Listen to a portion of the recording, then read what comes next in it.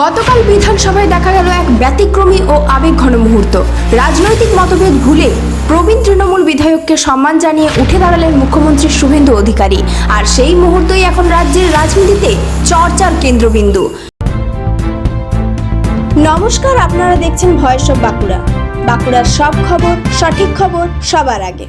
বুধবার থেকে শুরু হয়েছে নবনির্বাচিত বিধায়কদের শপথ গ্রহণ অনুষ্ঠান। প্রথম দিন ভবানীপুর কেন্দ্রের বিধায়ক হিসেবে শপথ নেন মুখ্যমন্ত্রী শুভেন্দু অধিকারীও। আর সেই সময়ই ঘটে এক নজিরবিহীন ঘটনা। মালদহের রতুয়ার প্রবীণ তৃণমূল বিধায়ক সমর মুখোপাধ্যায় শপথ বাক্য পাঠ করতে যাচ্ছিলেন। তিনি যখন মুখ্যমন্ত্রীর পাশ দিয়ে এগিয়ে যাচ্ছিলেন, ঠিক তখনই তাকে দেখে নিজের আসন ছেড়ে উঠে দাঁড়ান শুভেন্দু অধিকারী। শুধু তাই নয়, প্রবীণ বিধায়কের উদ্দেশ্যে নমস্কারও করেন মুখ্যমন্ত্রী। পাল্টা হাসি মুখে শুভেচ্ছা জানান সমর মুখোপাধ্যায়ও। মুহূর্তের মধ্যেই বিধানসভায় তৈরি হয় এক অন্যরকম পরিবেশ। রাজনৈতিক সংঘাতের আবহে এই সৌজন্যের ছবি অনেকের মনই জয় করেছে। পরে সংবাদ মাধ্যমের মুখোমুখি হয়ে সমর মুখোপাধ্যায় বলেন, 1982 সালে আমি প্রথমবার বিধানসভায় নির্বাচিত হই। তখন শিশির অধিকারীও বিধায়ক ছিলেন। আজ তারই ছেলে রাজ্যের মুখ্যমন্ত্রী। আমি শুভেন্দুকে বলেছি, দীর্ঘজীবী হও, ভালো করে কাজ করো। বাংলার মানুষ তোমাকে অনেক দায়িত্ব দিয়েছে, মানুষের অনেক প্রত্যাশা তোমার কাছে। জিতেছি প্রথম আসি 1982, শিশির অধিকারী আমি একসঙ্গে, আমরা কুলোরা করছিলাম। তার ছেলে আজকে মুখ্যমন্ত্রী, শিশিরের বেটা। হ্যাঁ, শপথ নেওয়ার সময় তিনি উঠে দাঁড়ালো, আশীর্বাদ করলেন।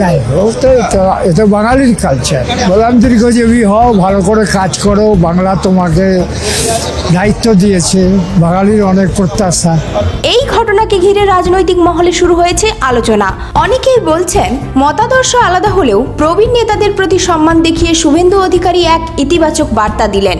এদিনের শপথ গ্রহণ অনুষ্ঠান থেকে আরও একটি বড় বিষয় স্পষ্ট হয়েছে। ভবানীপুর কেন্দ্রের বিধায়ক হিসেবে থাকছেন শুভেন্দু অধিকারী, অর্থাৎ নন্দীগ্রাম বিধায়ক পদ থেকে তিনি ইস্তফা দিতে চলেছেন। তবে মুখ্যমন্ত্রী স্পষ্ট জানিয়ে দিয়েছেন, বিধায়ক না থাকলেও আগামী 5 বছর নন্দীগ্রামের মানুষের পাশে থাকবেন তিনি। রাজনীতির উত্তাপের মাঝেও আজ বিধানসভায় দেখা গেল সৌজন্য, সম্মান আর মানবিকতার এক বিরল ছবি।